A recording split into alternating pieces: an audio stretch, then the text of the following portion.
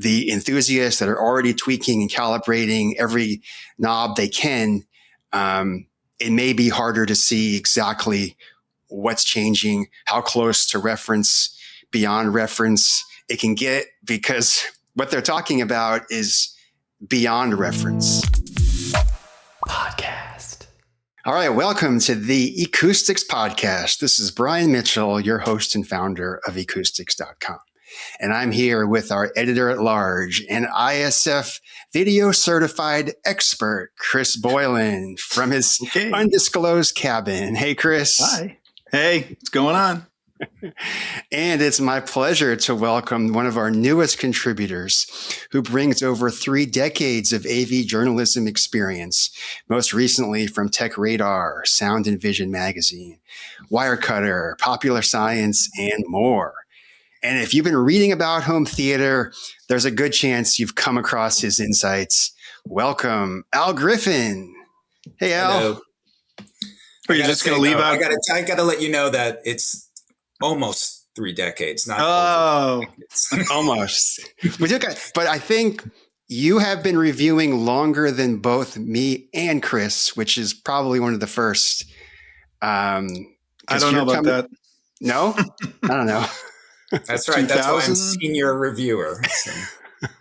Yeah. Well, I mean, 2000-ish started reviewing. So, but Al, did you start before that? I did. I started in the 90s. Okay. You got me.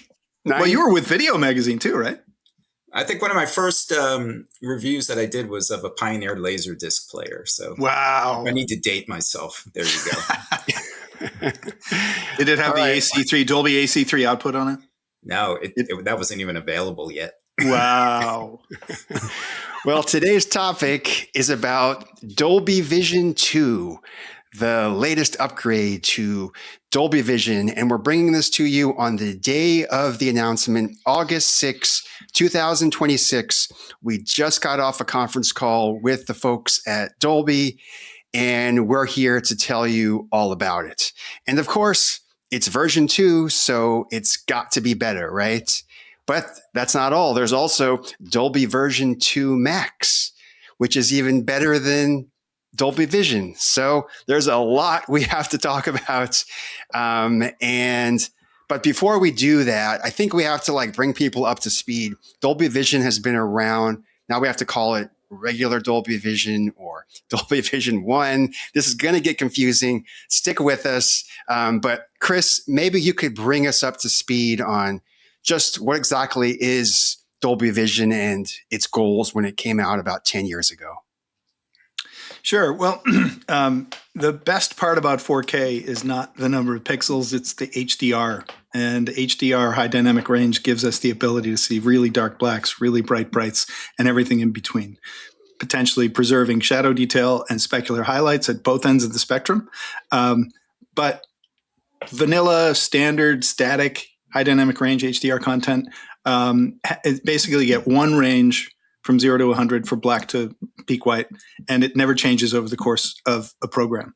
And particularly on the first generation 4K TVs that didn't have a lot of dynamic range because they couldn't get that bright, that was not sufficient. So Dolby stepped in and said, what we can do is we can optimize that HDR content for any TV, whether it's got 500 nits, 1,000 nits, 2,000 nits, and we can dynamically change the way the HDR works. So dark scenes are portrayed one way to preserve shadow details.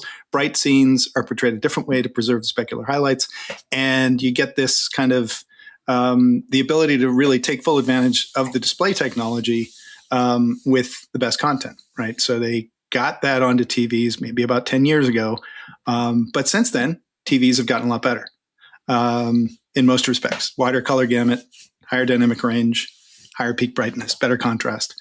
So Dolby said, okay, we can make it better. We can take everything that was good about Dolby Vision and enhance it so that it can support not only, say, a 500 nit TV that's trying to display 1,000 nits, but a 5,000 nit TV that's trying to display content that was mastered for only 1,000 nits.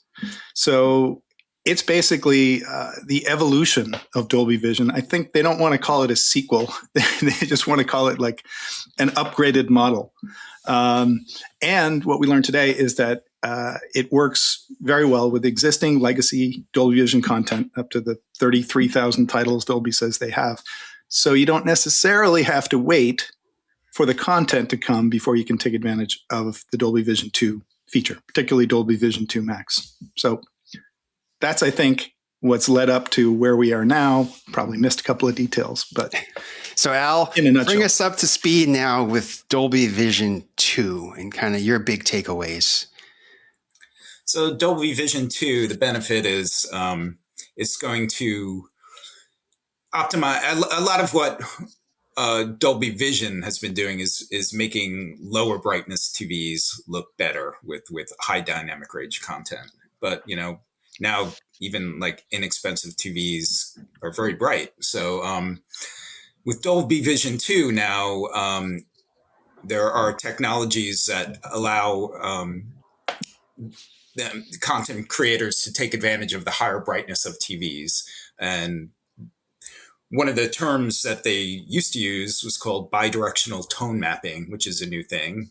Before you had just had tone mapping, which was pretty much taking the brightness down. Now it goes both ways. It's bi-directional to take advantage of the brightness of new displays. And that's just one part of what's going on with Dolby Vision 2. Right. The other big feature that I think made headlines and gave us a lot of questions was this authentic motion feature that seems to be only in Dolby Vision 2 Max. But this is where it starts to get confusing, is between Dolby Vision 2, Dolby Vision 2 Max, there are feature differences that your TV can unlock depending on how your TV is built. But the content itself, from what we're told, won't have a designation of content mastered for Dolby Vision 2 Max or Dolby Vision 2. But I think that's up for change because somehow they have to get new metadata into the bit stream, if I have that term right, that will unlock the features on new TVs that can decode. And so, Chris, hop in here. So I would say in a nutshell, any of the new features in Dolby Vision 2 that are like cool and, kind of groundbreaking do require there to be new metadata. And that means new content, right? And one of those is authentic motion, right? Authentic motion cannot act upon standard Dolby Vision content. It can only work with Dolby Vision content that has these new metadata pieces in it, which allow the director to say, okay, like say Baby Driver, right? You're panning across a bunch of buildings at the beginning of Baby Driver. On an LCD TV, it looks one way, a little smeared. On an OLED TV with motion interpolation turned off, it looks really jerky because of the way that OLEDs work. They're just too fast and you can see those individual frames. And the director can say, well, I really want it to be smooth, but not soap opera like ultra smooth or over smooth. So maybe in this one scene, I'm going to, turn the motion interpolation on so that it doesn't look jittery, right? Or juddery. Sorry, juddery. But on an LCD, it might work differently. And one thing we learned today was that the content creator can just say, okay, I don't want it to be juddery on this pan. And then the TV itself is going to identify to Dolby Vision 2, I'm the Hisense UR9, or I'm a different TV, and the motion settings that get applied are going to be a little bit different on each TV based on the testing that Dolby has done with those TVs to see how they reproduce motion. So that's cool. That feature, the authentic motion feature, is something that requires new metadata. So that's not one of the features that's automatically going to be better when you look at the standard Dolby Vision content. But other aspects of Dolby Vision 2 Dolby Vision 2 Max, other features will be available on the TV. The Hisense or whatever TCL TV has also announced that they're going to support it, will be available to allow the user to set these dials to change the way that the content is displayed on the TV without there being any new metadata in that source content. Okay, a lot to unpack there. Yeah. Our explanation from the Dolby representatives is that Dolby Vision 2 will make regular Dolby Vision content better on TVs that support Dolby Vision 2. Correct. Now, it wasn't That's what they told exactly us. clear how they're going to do that, but they're taking regular Dolby Vision meta-stream data and interpolating it through a new engine in the Dolby Vision algorithm. And Al, you can help me if I'm correct or incorrect on this. Is that your understanding? Is that Dolby Vision 2 TVs will make a better interpretation of Dolby Vision content? Yes, because there's a content engine which optimizes the look for the TV, the specific TV. And there is going to be something called an intensity slider, which gives you the ability to adjust the level of the improvement. Of course, we haven't really experienced this ourselves yet, so we don't know the mechanics of it. But what Dolby has told us is that Dolby Vision 2 TVs will also improve the look of regular Dolby Vision content, and not just Dolby Vision 2 content. And one of the things we got into in our discussion with Dolby is how are we supposed to know what Dolby Vision 2 content is? And I'm still a bit unclear about how that's going to be flagged. I think they mentioned there would be some kind of logo or indicator. But well, you know what? They were cagey about the answer. They said that there is a new logo associated with Dolby Vision 2 and a new logo associated with Dolby Vision 2 Max. But they didn't say that specific content is going to flag a different logo. What they said was, you got a Dolby Vision 2 Max TV and it sees Dolby Vision content coming in. It's going to say Dolby Vision 2 Max. So from that alone, we're not going to know if it's native content that has this new metadata in it.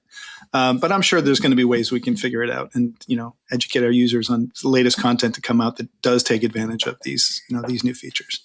Yeah, I expect, people will want to see, if they've bought a Dolby Vision 2 Max TV and you're subscribing to Peacock or, whatever service is offering up that content, they're going to want to know that they're getting the benefits of that. So absolutely, I'd imagine there should be some kind of logo or, indicator for it. Yeah, it'll be there.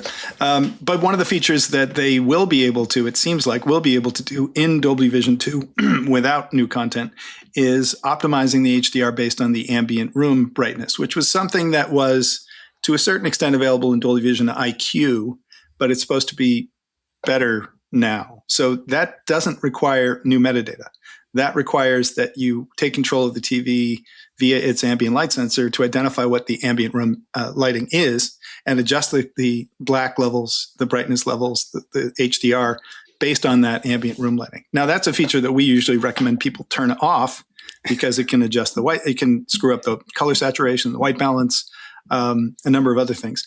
But most users, I think Sony told us that 87% of their TV buyers never touch the picture settings at all, ever. They're like, maybe they'll switch between standard and filmmaker and vivid and sports or whatever modes they like. Well, not filmmaker on a Sony TV, but you get the idea.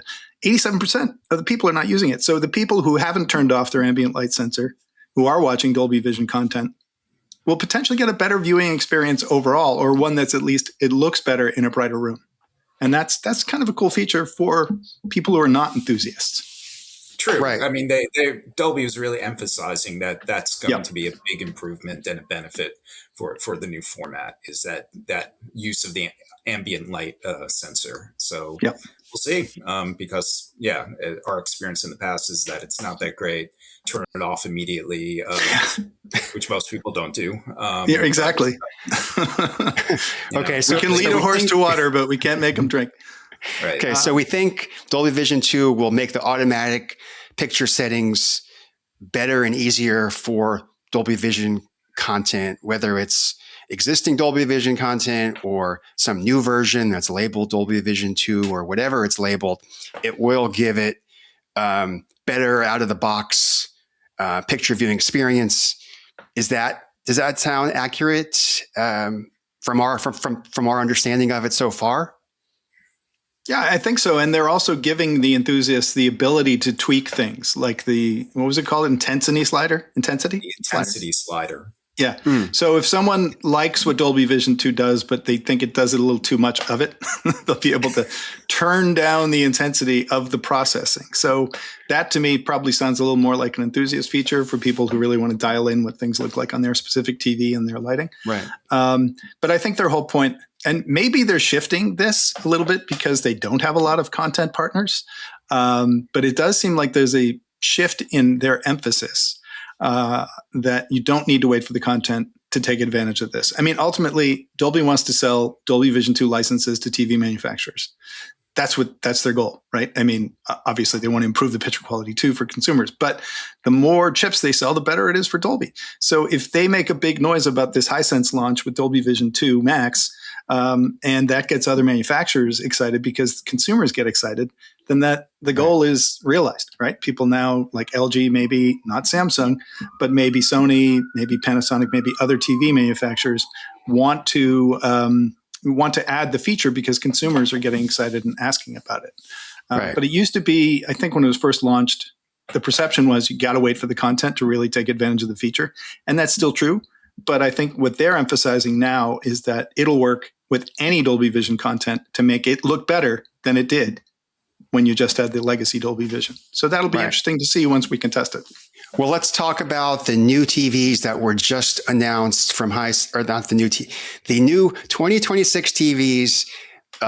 There are 4 models I'm seeing. There's the Hisense 2026 UX, UR9, UR8, and U7.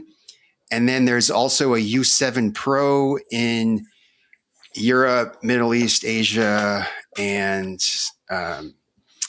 some other regions. So with these TVs, you should be able to run a software update if you have one and unlock Dolby Vision 2, which we're told announced today, rolling out in a couple weeks.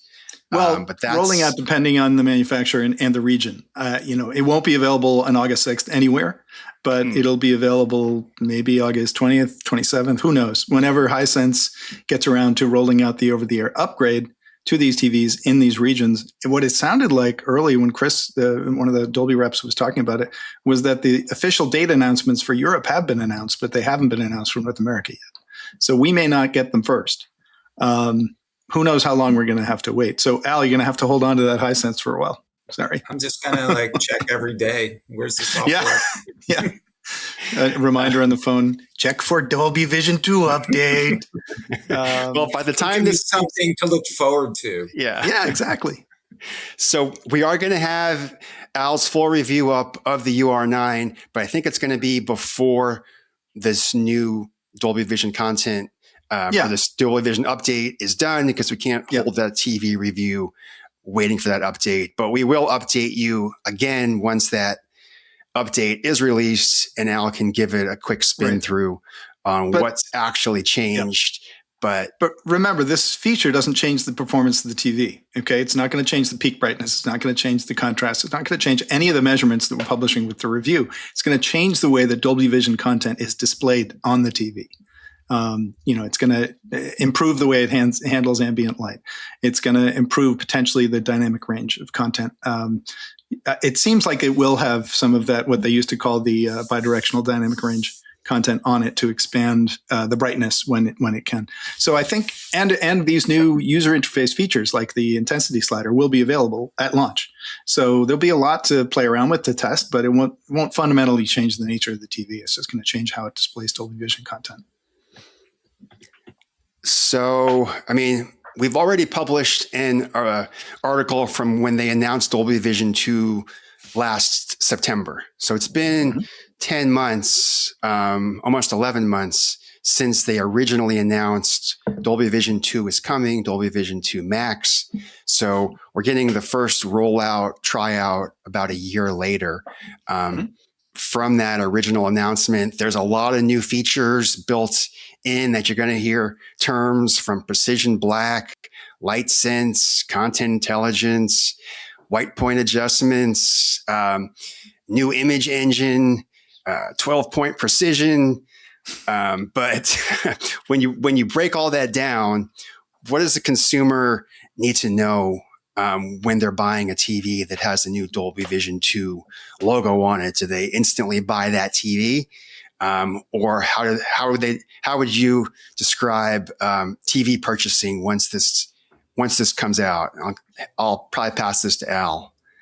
I guess, for an enthusiast, they're going to be wanting Dolby Vision 2 Max because it's going to have the authentic motion, which I think is the most important feature here, especially if you watch a lot of movies, because that technology has already been used to a degree, by James Cameron, for his films. So I expect, that's probably going to catch on pretty quick, or I would hope so, because, the judder artifact that you see in a lot of content, a lot of movies is distracting. And with brighter TVs, it accentuates it quite a bit. So Dolby Vision 2 is just going to become the default. There are tons of TVs with Dolby Vision, so it's just going to be like Dolby Vision. Dolby Vision 2 Max is going to be an upgrade, and I think it's a worthy one. Yeah, Chris? Just to chime in a little bit more, I don't necessarily think you want to wait on a TV purchase just because the company that makes the TV that you want to buy hasn't announced that they're going to support Dolby Vision 2. For them to support Dolby Vision 2, they do have to have a particular chipset, but it sounds like there are chips from a number of different manufacturers that will be able to support Dolby Vision 2. I don't personally expect that it's going to be rolled out in any of the 2026 models other than TCL and Hisense, because I think if so, not Samsung. I keep saying Samsung. Definitely not Samsung. They don't like Dolby Vision. Well, LG and Sony and Panasonic and the other TV makers probably would have announced that their 2026 models will eventually support it. So I think it's more likely they'll be supported in 2027. But it's not going to turn an LCD TV into an OLED. It's not changing the fundamental nature of the TV or its technology. So if you like OLED TVs and you want to buy one today, there's some really good ones, and we're going to cover that in a future webcast. And I don't think that you should not buy an OLED TV just because it doesn't have Dolby Vision 2. I think it will make an LCD TV look better, and I think eventually it will make an OLED TV look better on Dolby Vision content. But it's not going to be a groundbreaking change in the TV performance that takes it up to a level that competes with OLED, in my opinion. Well, one of the takeaways from our discussion with Dolby is they made it sound like it's going to really improve the less expensive TVs. When the ones that get Dolby Vision 2 on the budget side, it's going to make a bigger difference on content, and for people that aren't changing their settings, they might see the biggest difference in. So the budget side might get a bigger improvement. The enthusiasts that are already tweaking and calibrating every knob they can, it may be harder to see exactly what's changing, how close to reference, beyond reference it can get, because what they're talking about is beyond reference. The capability, like reference generally goes up to about 4,000 nits, at least on the Sony mastering monitor right now. But if your TV is capable of 10,000 nits, then Dolby Vision 2 is able to essentially extend that out to give you an even brighter image than what at least that was my interpretation of that's true. tone mapping, right? And there isn't a lot of 4,000 nit mastered content out there, but there's a lot of 1,000 nit mastered content out there. So if you were to keep that in filmmakers mode on most filmmaker mode on most TVs, that 1,000 nits is going to be 1,000 nits. It's mastered for that. That's the reference. In Dolby Vision content, with Dolby Vision 2, it'll be able to say, okay, I know it was mastered for 1,000 nits, but we can make it look better if that sunset is actually 2,500 nits, because the sun is 1,000,000 nits or 1,000,000,000 nits or whatever. It's a lot of nits. So if you can take something that's super, super bright, even if the creator originally intended it to, be peaking at 1,000, you are making the content look better by making that really, really bright light peak at 2,500 or 4,000 nits. So that is kind of cool that it's taking this content that's already mastered and extending it up to the capabilities of these newer TVs. So that to me is a pretty cool feature. And I don't think it's going to screw up the artistic intent. It's just extending it to, again, the limits of current technology, which are higher than they used to be. Right. I think that'll be a question going forward, reference versus preference, and artistic intent versus best viewing in your room. Because when you pull in the lights, the shades, the overhead lights, and the paint on the wall, and all the factors that go into viewing colors on your TV in your room, that we think is where Dolby could be optimizing the best picture viewing experience in your space. But Al, I want to turn it back over to you. You've had a much deeper dive into this. So I want to know, what are we missing? What else do consumers need to know about Dolby Vision 2? Well, I think they need to know that sports and gaming are also going to be apparently improved by Dolby Vision 2. And I mean, this is something I'm curious to see. I did see a demo of this at last CES.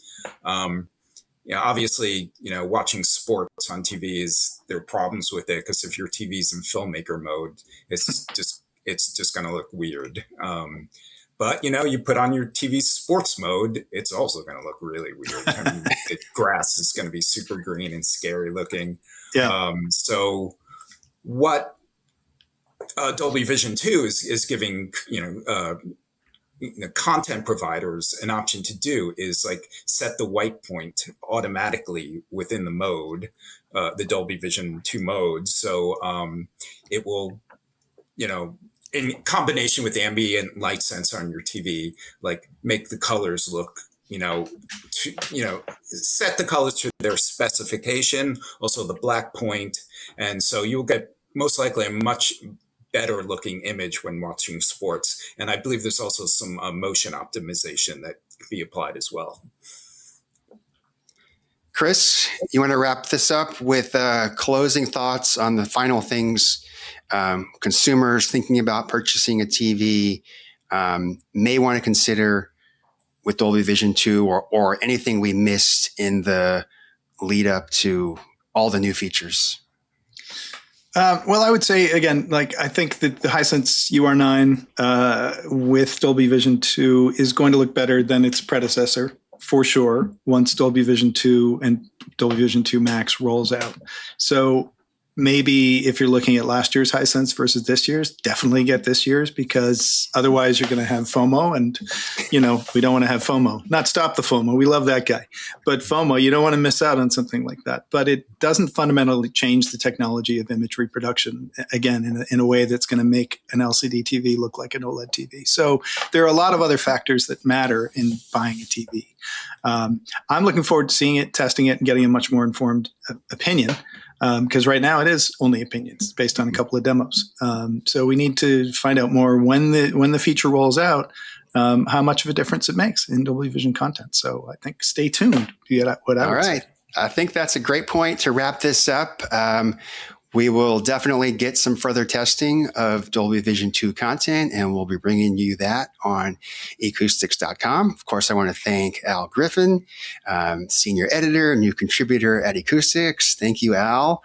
And of course, Chris Boylan, our editor at large, who has also joined us. Thank you. Of course, like, subscribe, comment. Let us know your questions and comments about Dolby Vision 2. What have you heard? What did we get wrong? And let us know in the comments. And we'll see everyone next time.